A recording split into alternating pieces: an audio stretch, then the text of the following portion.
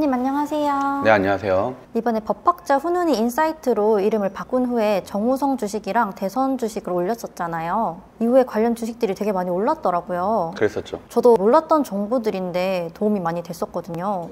앞으로 어떤 콘텐츠를 하게 될지 PD로서도 기대가 되는 것 같아요. 제가 정우성 혼외자 관련된 이슈들을 설명을 하면서 그거보다 더 중요한 사실 중에 하나는 아티스트 유나이티드의 종목을 정우성 씨의 혼외자 이슈와 관련해서 이 회사의 방향, 그리고 오징어 게임 2 출시에 대한 주가의 방향성, 이런 것들도 사실 조금만 관심을 가지면 굉장히 보이는 것들이 많거든요. 단지 우리가 어떤 연예인들의 가십성 기사를 소비하는 것이 아닌 경제 그리고 사회 전반의 문화까지도 연결지어서 생각했으면 좋겠다는 생각에 그런 것들을 설명드렸던 거고요.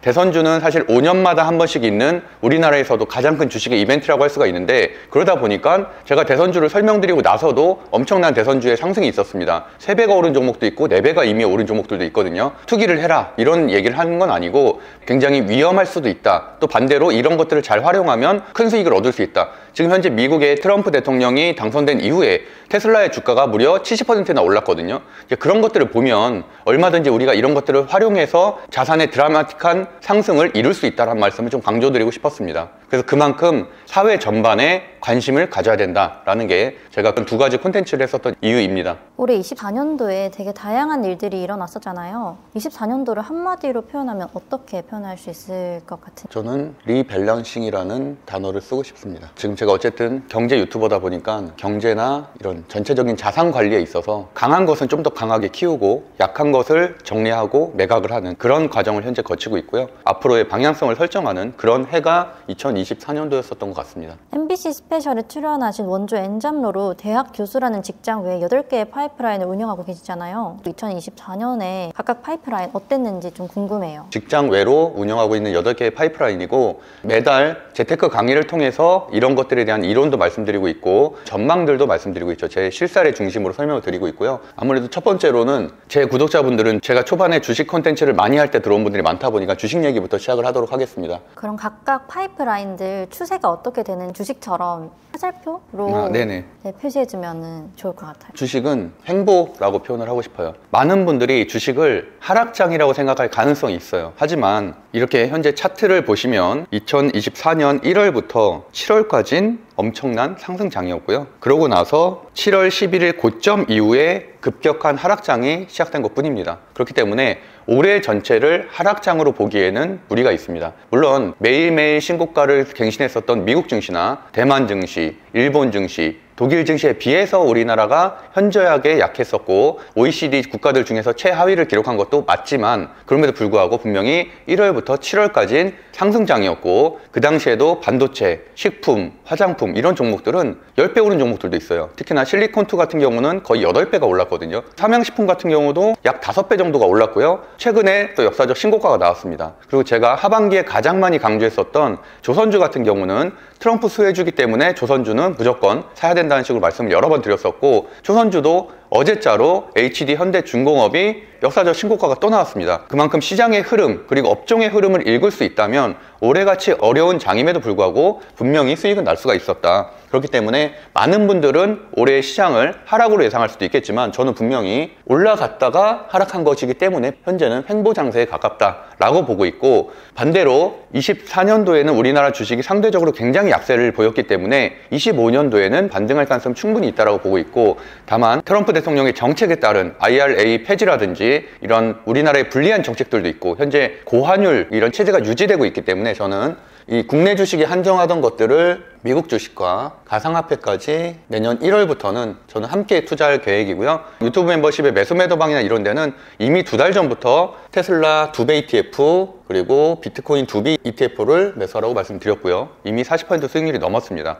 그렇게 급격한 시장 변화에 따른 포트폴리오 리밸런싱을 하는 것이 현명한 투자자다라는 말씀을 드리고 싶습니다.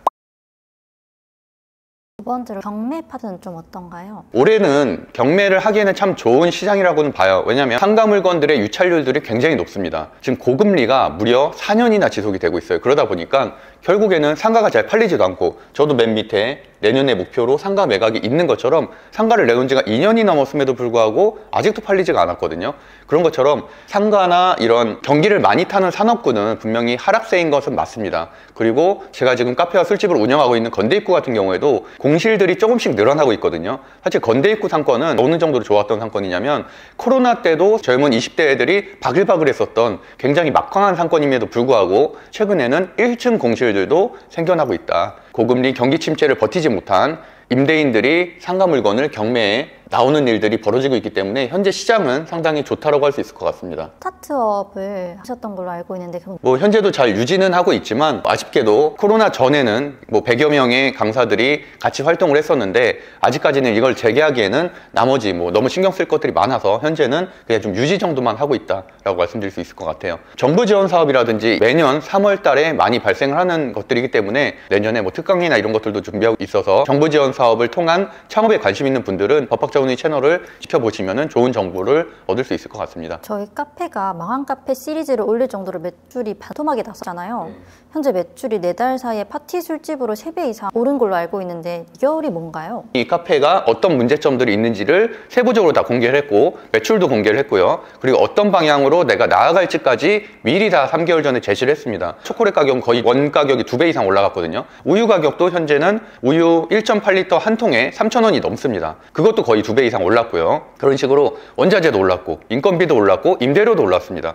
카페 같은 경우는 현재 물론 배달 매출은 잘 유지는 하고 있지만, 뭐 배달 수수료도 굉장히 비싼 편이고, 결국엔 하향 곡선을 걸을 수밖에 없기 때문에 저는 술집 쪽을 좀 더 강화하기로 했고, 다만 건대는 헌팅 술집이라든지 헌팅 포차 또는 뭐 20대들이 가는 술집이 굉장히 많은데, 100여 군데가 넘는 엄청나게 장사가 잘 되는 곳들과 경쟁해서 과연 내가 살아남을 수 있을지, 술집으로서 경쟁력이 있을지에 대한 고민을 했기 때문에, 그거보다는 내가 평상시에 많이 운영을 했었던 커뮤니티, 그리고 내가 평상시에 참여를 했었던 파티를 중심으로 파티가 열리는 예약제 술집으로 운영하면 괜찮겠다라는 생각을 해서, 다이닝 파티 같은 경우는 24번 정도 진행을 했고요. 24번을 진행하는 동안에도 매출이 약 3배 정도 상승을 했고, 더 중요한 거는 지난주 목요일부터 시작했던 컨셉 파티인데요. 컨셉 파티 무드 같은 경우는 지난주 목요일에 25명, 금요일에 35명, 그리고 크리스마스 이브에 52명, 크리스마스 날 48명 이렇게 왔습니다. 여기에 순수익은 400만 원이 넘습니다. 2층에서는 그대로 영업을 하면서 일반 손님들을 받으면서 3층에서 4일 만에 400만 원의 수익이 난 겁니다. 그러니까 이런 구조를 만들 수 있는 거는 구조 파악, 그다음에 빠른 실행, 시행착오의 개선, 케이스 스터디라고 4년 내내 말씀을 드렸잖아요. 이 구조 파악이라고 하면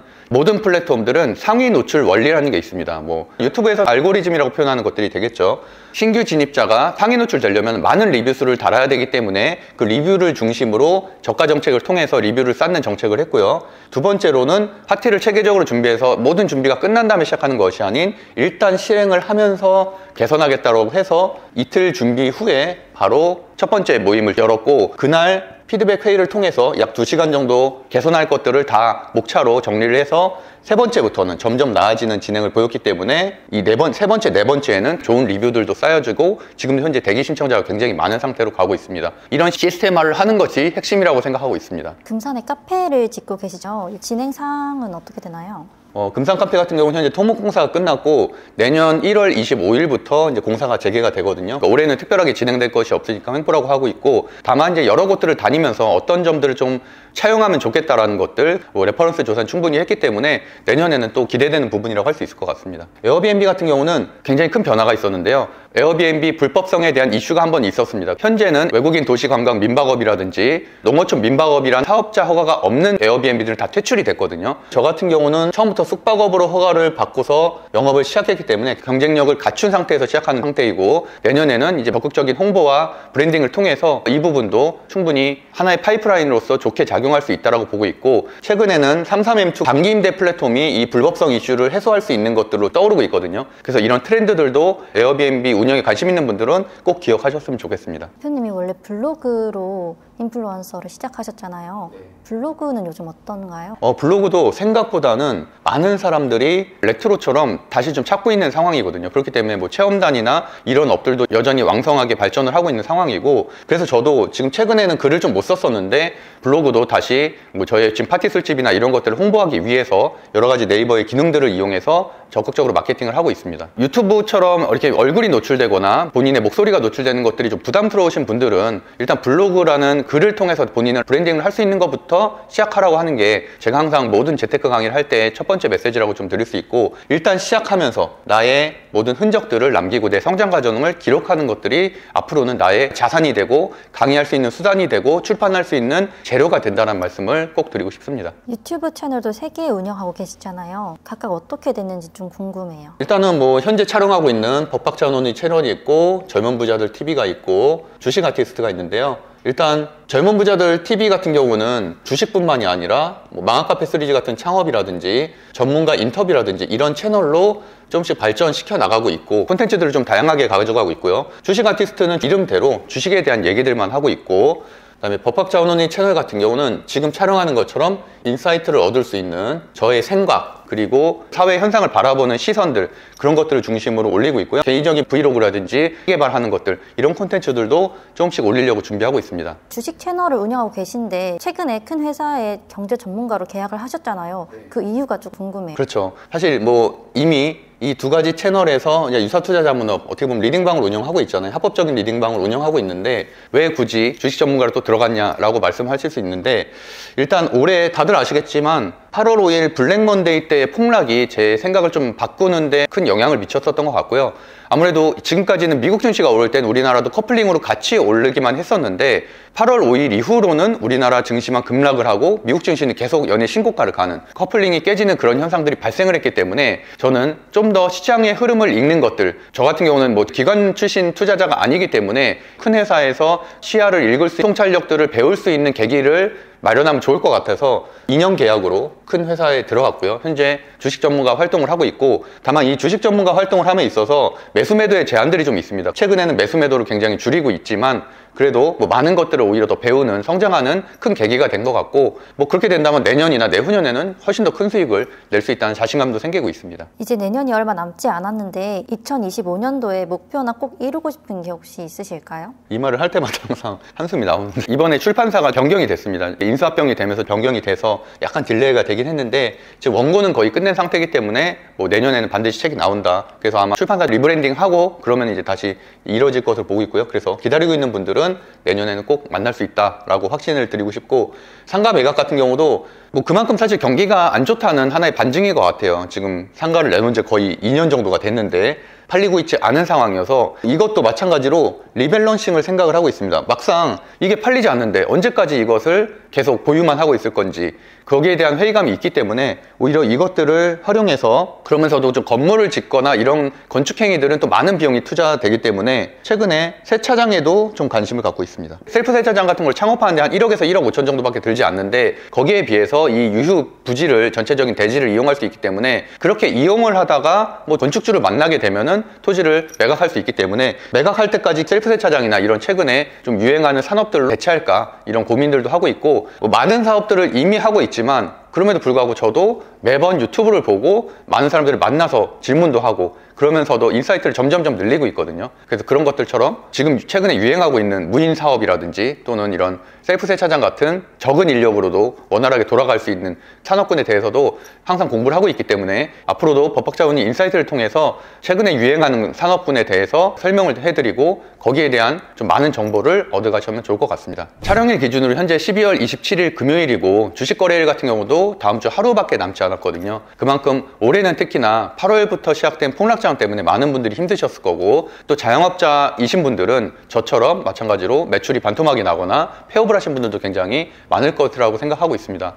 그래도 25년도에는 뭐 희망적인 일들도 충분히 있다라고 생각하고, 지금 환율 같은 경우도 역사상 2번째로 높거든요. 반대로 얘기하면 다시 하락할 가능성도 충분히 높다는 기회의 장이 될 수도 있다는 얘기입니다. 그런 식으로 어느 사회 현상을 바라볼 때 부정적인 모습만을 보는 것이 아닌 지금이 최악의 상황이기 때문에 내년에는 최소한 이거보다 나아질 수 있겠지라는 희망적인 사고로 2025년을 대비하면 또 내년에도 본인의 자산 증가를 충분히 이룰 수 있을 것으로 생각하고 있습니다. 모두들 새해 복 많이 받으시고요. 힘내셨으면 좋겠습니다. 감사합니다.